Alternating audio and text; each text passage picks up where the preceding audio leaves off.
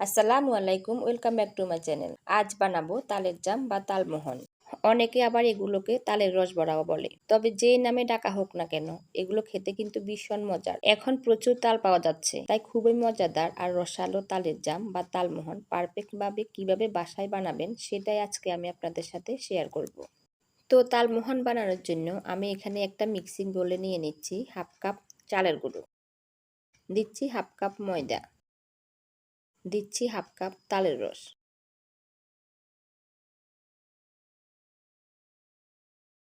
এবার এগুলো হাত দিয়ে একটু ভালোভাবে মাখিয়ে নিব।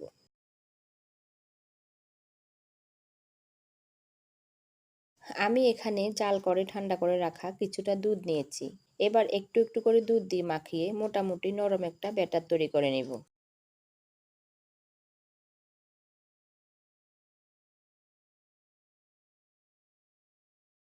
তো ব্যাটারটা হয়ে গেছে। এই ব্যাটারটাকে হাত দিয়ে খুবই মসৃণ করে মাখাতে হবে। দেখুন এর ঘনত্বটা ঠিক এরকম হবে। তো এটা হয়ে গেছে। এবার আমি এই ব্যাটারটাকে ঢাকনা দিয়ে ঢেকে 4 ঘন্টার জন্য রেস্টে রেখে দেব। 4 ঘন্টা পর আমি এই ব্যাটারের মধ্যে দিয়ে দিচ্ছি 1/4 চা চামচ বেকিং পাউডার আর সামান্য একটু লবণ। এবার এগুলো খুব ভালোভাবে মিশিয়ে নিব। এগুলো হাত দিয়ে মেশাতে হবে। হাত দিয়ে এভাবে করে মেশালে এটা অনেকটা ফ্লাফি হয়ে যাবে।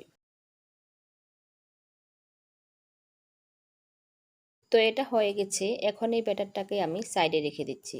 এবার তাল মোহনের জন্য শিরাটা বানিয়ে নিব।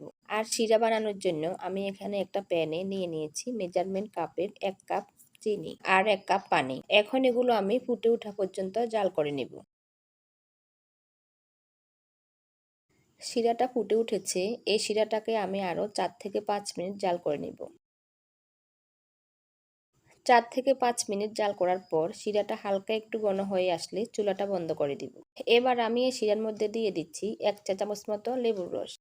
এতে করে শিরাটা ঠান্ডা হয়ে যাওয়ার পরও জমে যাবে না।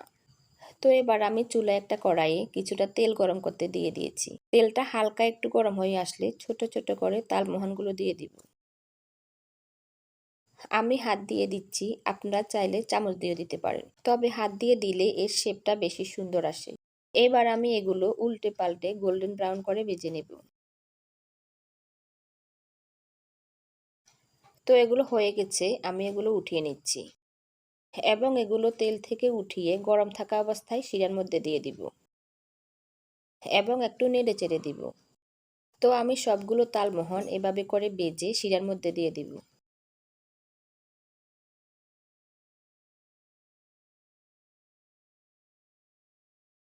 আমি সবগুলো তালমোহন বানিয়ে শিরার মধ্যে দিয়ে দিয়েছি এবং এগুলো ভালোভাবে নেড়ে মিশিয়ে দিব। এবার এগুলোকে এভাবে রেখে দিব ঠান্ডা হওয়ার জন্য। ঠান্ডা হওয়ার পর তালমোহনগুলো শিরা থেকে উঠিয়ে একটা প্লেটে নিয়ে নিচ্ছি। তো তৈরি হয়ে গেল ভীষণ মজাদার আর লোভনীয় তালমোহন বা তালের জাম। দেখুন এর ভিতরে রসটাও কতটা ভালোভাবে ঢুকেছে। এখন যেহেতু প্রচুর তাল পাওয়া যাচ্ছে, তাই চাইলে খুব সহজে এই তালের জামটা আপনারা বাসায় বানিয়ে নিতে পারেন। এগুলো দেখতে যেরকম সুন্দর, খেতেও কিন্তু ভীষণ মজার হয়। আপনারা ট্রাই করে দেখতে পারেন। তো আমার আজকের এই রেসিপিটি যদি আপনাদের ভালো লাগে তাহলে লাইক, কমেন্ট, শেয়ার করবেন। আর আমাকে সাপোর্ট করার জন্য প্লিজ আমার চ্যানেলটাকে সাবস্ক্রাইব করে সাথেই থাকবেন। আল্লাহ হাফেজ।